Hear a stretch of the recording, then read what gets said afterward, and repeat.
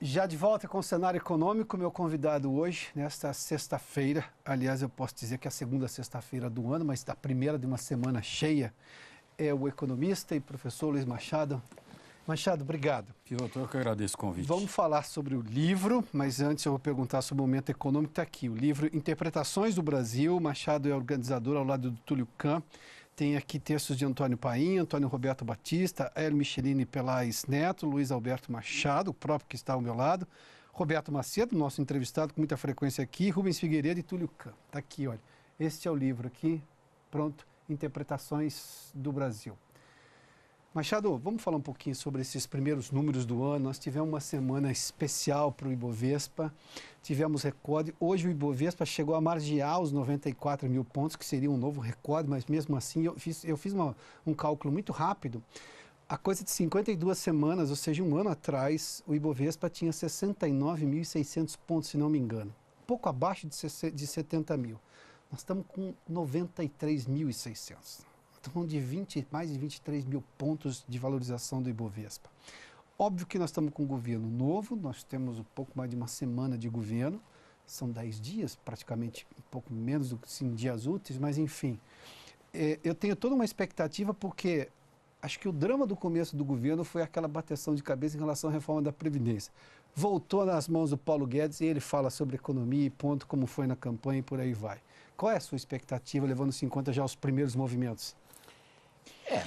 Os números estão confirmando a minha expectativa. Aliás, estão acima da minha expectativa, porque eu acho que é um otimismo até exagerado. Porque, por enquanto, a gente tem boas intenções. A gente estava com demanda reprimida de otimismo, é por isso. Exatamente. Nós temos uma declaração de boas intenções e temos um governo que tem credibilidade, uma equipe econômica de primeira qualidade, pelo menos no setor privado. Eles não foram testados no setor público, mas todos eles são bem-sucedidos no setor privado. E eu espero que isso se confirme, né? Agora, vamos ser realistas. A coisa vai funcionar mesmo no debate do dia a dia, conseguindo aprovar as reformas, a começar pela da Previdência. É o mesmo desafio que teve Temer no começo do governo dele.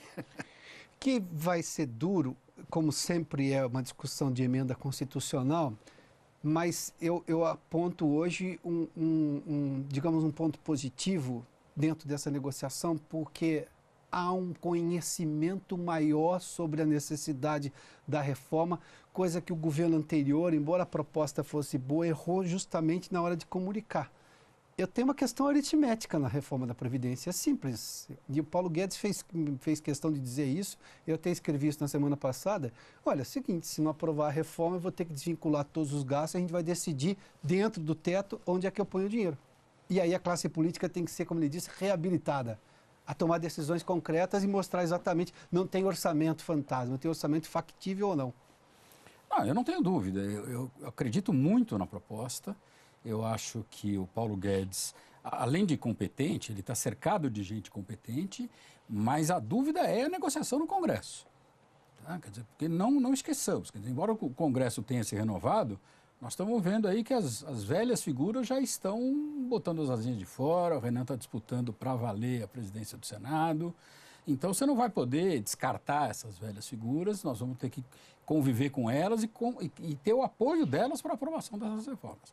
E quando a gente fala em reformas, vamos ser sinceros, a reforma da Previdência é a cereja do bolo, quer dizer, é essa que tem que ser aprovada no primeiro momento. Por quê? Porque é aí que está o ralo do gasto público no Brasil. E é onde está, por exemplo, a esperança de aporte de recursos no Brasil, tanto de investidores estrangeiros quanto dos próprios investidores domésticos, né? Eu não tenho dúvida. Se conseguir aprovar, mesmo que você tenha que fazer uma concessão ou outra, veja que a proposta que está sendo negociada não é a coisa mais radical do mundo, não é pura e simplesmente uma transição do sistema de repartição para o sistema de capitalização puro, que seria uma mudança radical, muito atacada e realmente uma coisa talvez difícil num país com as desigualdades de renda do Brasil. Mas é uma proposta bastante coerente, bastante equilibrada. E ela passando, a tendência é a gente atrair recursos muito grandes, não só, como você falou, de investidores estrangeiros, mas de investidores brasileiros que estão há muito tempo adiando decisões de investimento porque não tem. A produção industrial mostra isso, claro, né? Claro. Que ainda não pegou tração. Machado, vamos falar do livro aqui. Eu fiz questão de convidá-lo porque Interpretações do Brasil, neste momento, temos várias. E tem uma coisa que eu gosto muito, é um lançamento do Espaço Democrático, que o Machado faz parte, porque é importante recuperar a inteligência brasileira, porque a inteligência brasileira é que analisa o passado para poder interpretar o presente, e não existe passado sem presente sem passado, não só por questões semânticas, mas sobretudo por questões filosóficas. O que nós temos aqui, qual é exatamente o propósito? É tentar compreender coisas que nos trouxeram até aqui e apontar caminhos? Embora seja uma obra coletiva, eu acabei aí participando com grande parte dos textos, porque eu militei muito tempo na docência na área da história econômica e da história econômica do Brasil. Já nos brindou aqui com análise sobre o crescimento brasileiro do século passado. Então, o livro focaliza, ele tem um viés economicista, tá? Porque eu mostro as principais teorias que explicam a formação histórica, a formação da história econômica do Brasil, desde as eminentemente históricas, como a pactual ou a cronológica, a cíclica, que é muito usada nos livros de ensino médio, mas pegando depois a coisa mais aperfeiçoada, a visão marxista, a visão dependentista e a visão patrimonialista. Depois tem um capítulo em que eu pego os grandes debates da era da inflação alta, monetaristas versus estruturalistas, heterodoxos versus ortodoxos, e desenvolvimentistas versus, eu pus um monte de interrogação, porque eu não aceito que quem não for desenvolvimentista é contra o desenvolvimento. Eu acho isso uma palhaçada. Seria um absurdo, né? Claro. O economista se forma para não querer desenvolver nada. E o último capítulo eu pego algumas interpretações recentes muito interessantes. A do Jorge Caldeira, no livro A Nova Riqueza do Brasil, quando ele questiona uma série de teorias aí consagradas.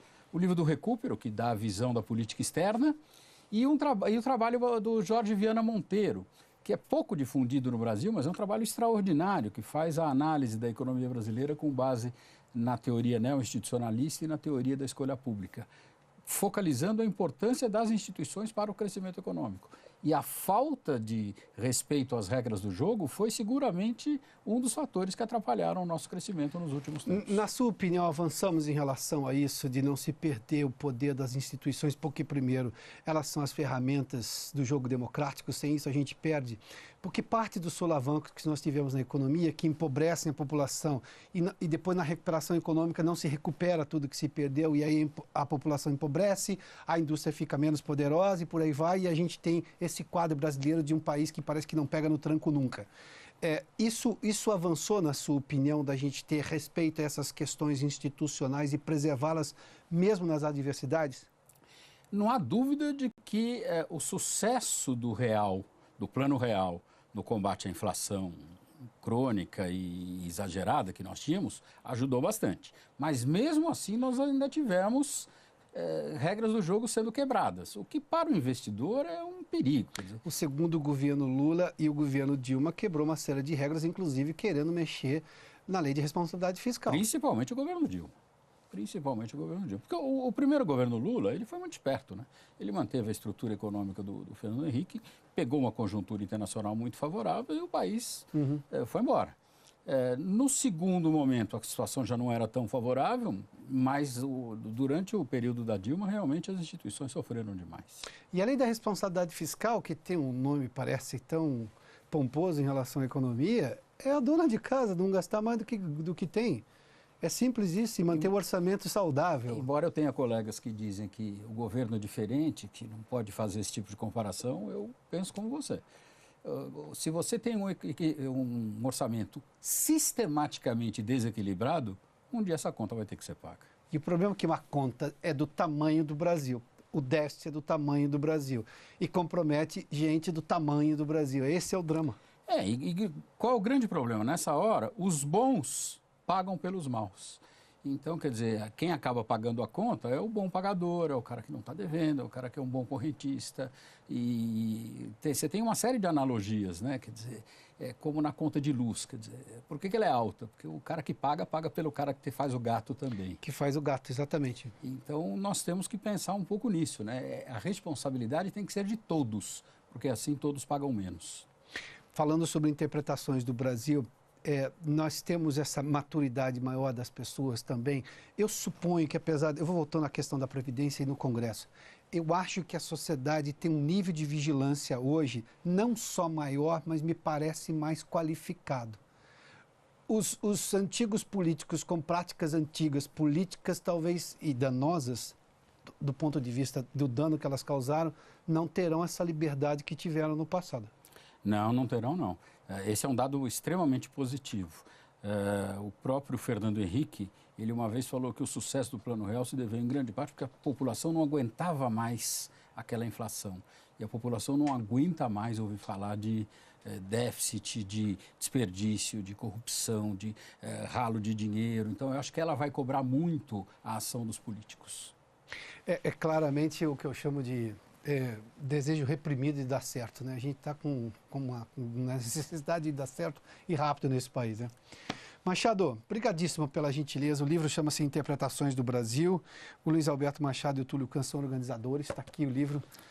Obrigado. Muito obrigado pelo convite e Bom ano para você. Pela canja. Imagina, está aqui. A Scriptum é a editora.